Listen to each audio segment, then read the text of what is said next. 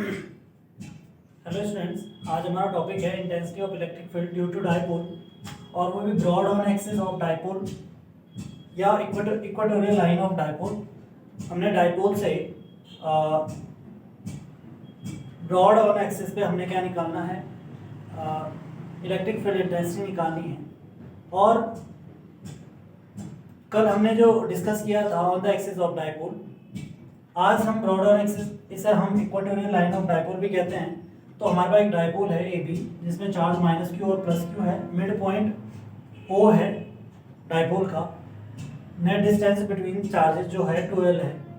तो माना कि मिड पॉइंट मैंने राइट बाइसेक्टर पर एक पॉइंट पी है जो कि मिड पॉइंट से आर डिस्टेंस पर हमने प्लेस किया हुआ है और आर डिस्टेंस पर है, आर डिस्टेंस पर एक पॉइंट पी है जिस पर हमें intensity of electric field find करनी है। उसके लिए हमें क्या करना है, सबसे पहले तो प्लस क्यू चार्ज से इलेक्ट्रिक फील्ड की जो डायरेक्शन है या intensity of electric field E1 मान लेते हैं हम, इसकी डायरेक्शन B से P की तरफ है, ये डायरेक्शन हो जाएगी। और हमें पता है प्लस चार्ज से हमेशा इलेक्ट्रिक फील्ड जो होता है वो आउटवर्ड को दिखाते हैं या आउटवर्ड होता है, और माइनस क्यू चार्ज से इलेक्ट्रिक फील्ड की जो डायरेक्शन है वो इनवर्ड है, मीन्स डायरेक्शन पी ए की तरफ। तो हमें पता है electric line of force plus charge से ओरिजिनेट होती है और टर्मिनेट होती है माइनस पे। तो इस तरीके से ये हमारे पास इलेक्ट्रिक फील्ड इंटेंसिटी के लिए दो वैल्यूज आ गई E1 और E2। ठीक, नेट इंटेंसिटी हमें निकालनी है और हमें सबसे पहले तो यहाँ पे डाइपोल मूवमेंट भी, डायरेक्शन ऑफ डाइपोल मूवमेंट भी दिखाना जरूरी है।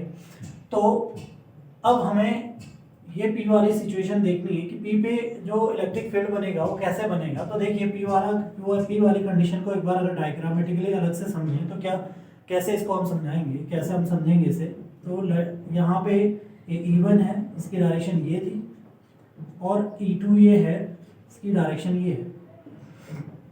ठीक, दोनों ही वेक्टर क्वांटिटी है। तो हमें क्लास 11th में रिप्रेजेंटेशन रिजोल्यूशन ऑफ वेक्टर हमने पढ़ा था। तो एक्स एक्सिस और वाई एक्सिस में इसको मैं रिजॉल्व करता हूँ कंपोनेंट्स में।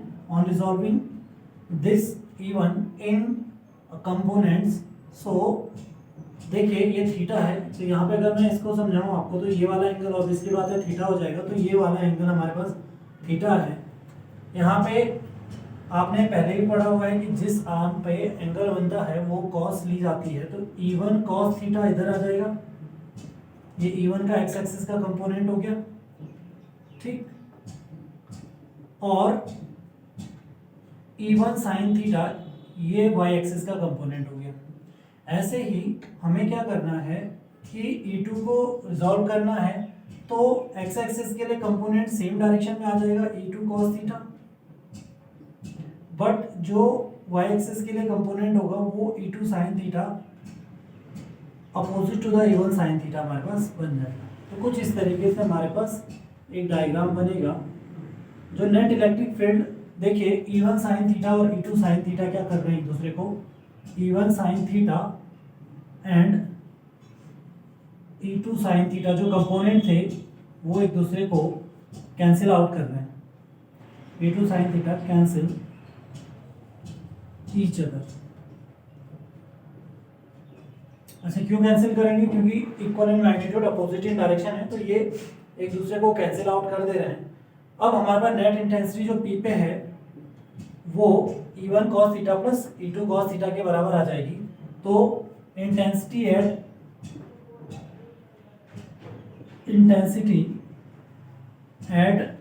P E जो नेट आ जाएगा E1 cos theta plus E2 cos theta. अच्छा, एक चीज आपको क्लियर है, E1 इक्वल टू E2 है क्योंकि मैग्नीट्यूड सेम है। तो इसको हम E equal to E net equal to 2, अगर हम E मान लें दोनों को 2E cos थीटा के बराबर हम इनको मान लेते हैं, दोनों का मैग्नीट्यूड सेम है। फिर आगे हमें E इक्वल टू, हमें पॉइंट चार्ज के लिए इलेक्ट्रिक फील्ड इंटेंसिटी का फॉर्मूला हमने पढ़ा हुआ है। E इक्वल टू होता है 1/4 pi epsilon not Q upon R square, ये हमने पढ़ रखा है। तो हमें R स्क्वायर निकालना है पहले। तो E इक्वल टू आ जाएगा 1/4 pi epsilon naught Q upon R. R देखिए यहाँ पे क्या है, तो प्लस क्यू या माइनस क्यू दोनों में से कोई भी एक चार्ज से डिस्टेंस मेजर कर सकते हो पी की।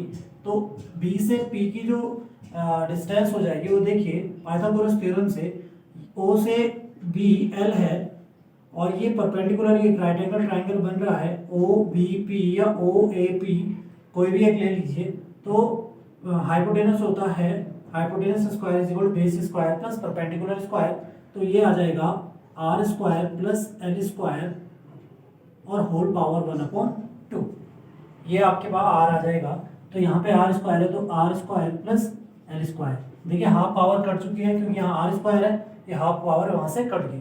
तो E net is equal to आ जाएगा 2 1/4 pi epsilon naught Q upon R square plus L square और कॉस थीटा। ये हमारे पास वैल्यू हो गई। अब हम बाय फिगर कोई भी एक ट्राइंगल ले लीजिए, दोनों में दो ट्राइंगल यहाँ पे बन रहे हैं राइट एंगल ट्राइंगल, तो कॉस थीटा निकाल सकते हैं फ्रॉम फिगर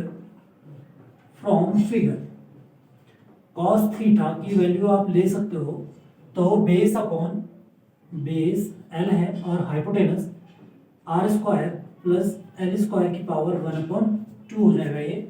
अब हम ये सारी वैल्यू पुट करते हैं तो ई नेट जो हमारे पास आ रहा है बेटा 2 × 1/4 पाई एप्सिलॉन नॉट और Q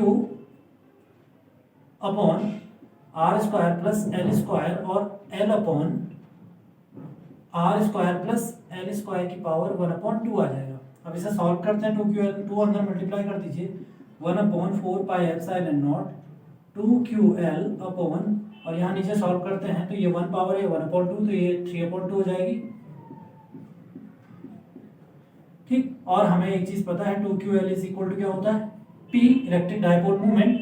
तो ई नेट जो हमारे पास आ रहा है net electric field 1/4 pi epsilon naught P upon R square plus L square whole power 3/2। Formula ये बन गया। आगे हम अगर L को R के रिस्पेक्ट में बहुत छोटा मान लेते हैं तो नेगलेक्ट कर सकते हैं इसको।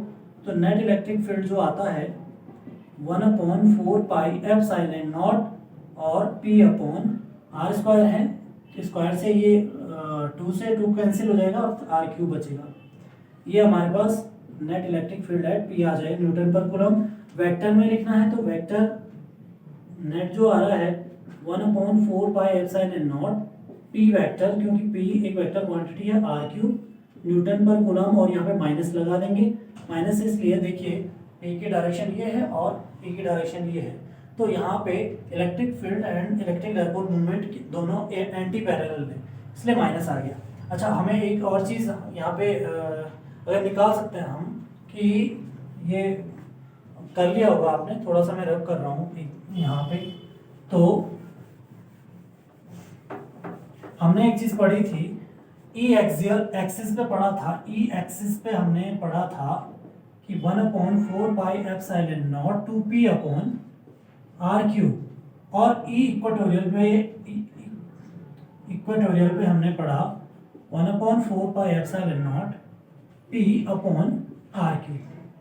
ठीक, तो ई एक्सिस अगर रेशियो निकालते हैं ई एक्सिस अपॉन ई इक्वेटोरियल के लिए, तो देखिए 1/, ये सारा कट जाएगा, केवल बचेगा हमारे पास 2, बाकी सारी चीजें कैंसिल हो रही है।